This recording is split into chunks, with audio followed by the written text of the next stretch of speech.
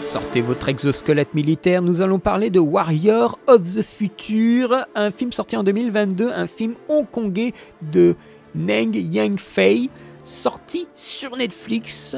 De quoi ça raconte ce film plein de testostérone? Une équipe de vétérans partent dans une ville post-apocalyptique engrainée par une plante géante pour empêcher l'effondrement total de la ville. Un grand spectacle de Hong Kong, une longue production de plusieurs années pour fabriquer le film.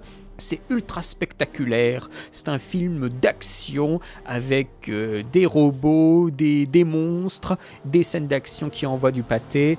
C'est un récit qui me fait un petit peu penser comme ça quand je le vois à La Grande Muraille avec Matt Damon.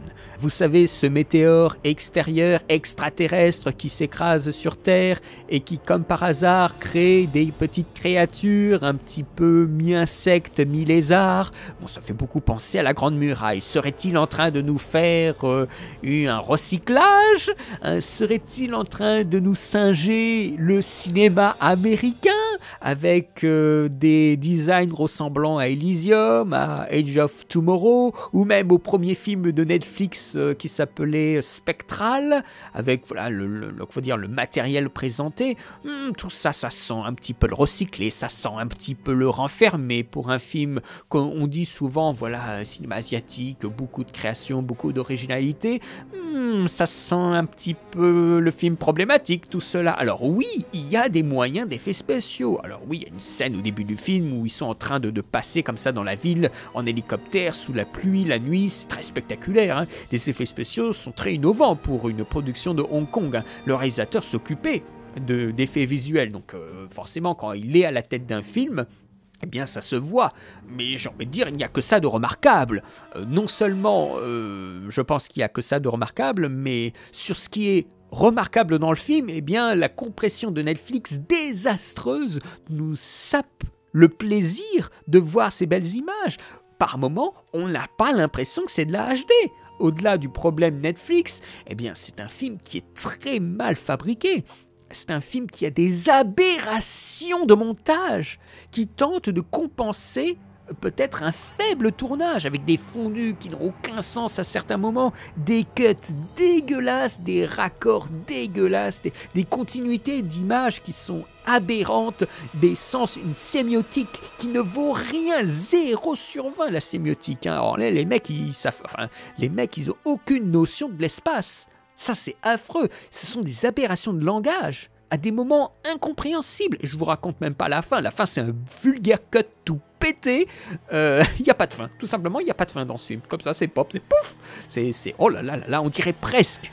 Et c'est peut-être ce qui peut sauver le film. On dirait presque une réalisation de film indien avec le langage n'importe comment, utilisé n'importe comment. Des flashs, des ralentis, des fondus, des alternances, des intensités musicales à des moments presque au hasard. Au hasard, c'est incroyable ce film. C'est un film qui a été fait au hasard, avec un scénario au hasard. Vous savez, c'est comme la vidéo de Mosinor là, sur Luc Besson, où il y a une espèce de machine à sous et il y a des trucs qui passent comme ça et ils font le scénario en fonction de ce qui est marqué à l'écran. Voilà, on a vraiment l'impression de ça. Et on pourrait se dire, oh, mais tout ça c'est du point de détail, il y a la scène d'action, mais la scène d'action, elle n'existe que par le scénario, et c'est ça qui est toujours pas assimilé par la plupart des gogols qui disent, oh le scénario c'est pas important, c'est la mise en scène. Le scénario va créer la situation pour que les acteurs puissent se sentir engagés dans les enjeux. Le scénario va créer le build-up qui va monter la puissance des enjeux de la scène d'action.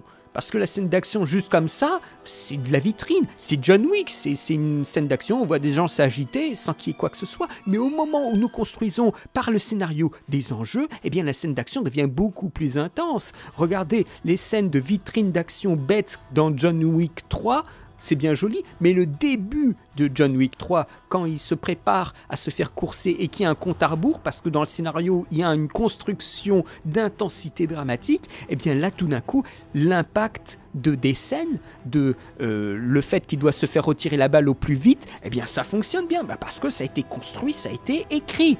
Donc je prends cet exemple, mais dans le film, c'est aussi aberrant. Il y a une course-poursuite à un moment sur une autoroute, et on s'emmerde, alors que les mecs ils font tout ce qu'ils peuvent pour dynamiser la scène, mais on s'emmerde. c'est pas normal de s'emmerder, mais parce que l'engagement par le scénario est beaucoup trop faible. Et puis, on peut aligner tout l'oseille possible. Là, c'était 56 millions de budget. C'est très très cher pour une production hongkongaise, avec des stars dans tous les sens, très connues. Mais quel intérêt quand on leur fait dire des conneries, quand on leur crée des personnages complètement daubés.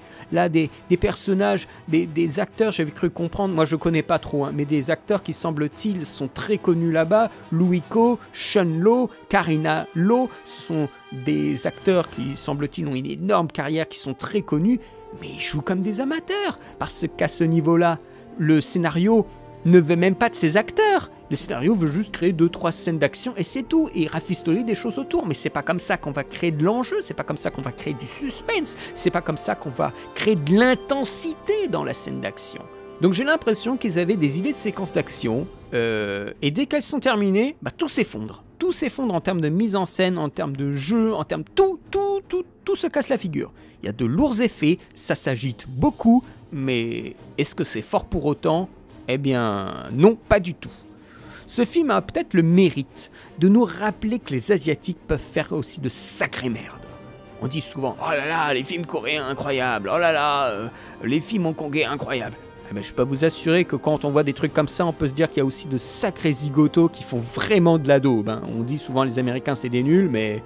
ne pensez pas que l'herbe, elle est plus verte chez le voisin. Sur le même thème, les Chinois, ils ont voulu faire un film voilà, très similaire, tout en étant pas exactement la même chose, qui s'appelle Restart the Earth. Aussi un film à gros budget, avec une plante qui prend une ville et qui dévore la planète et tout ça. On dit, c'est un petit peu copié ça aussi. Est-ce que c'est mieux? Spoiler, non.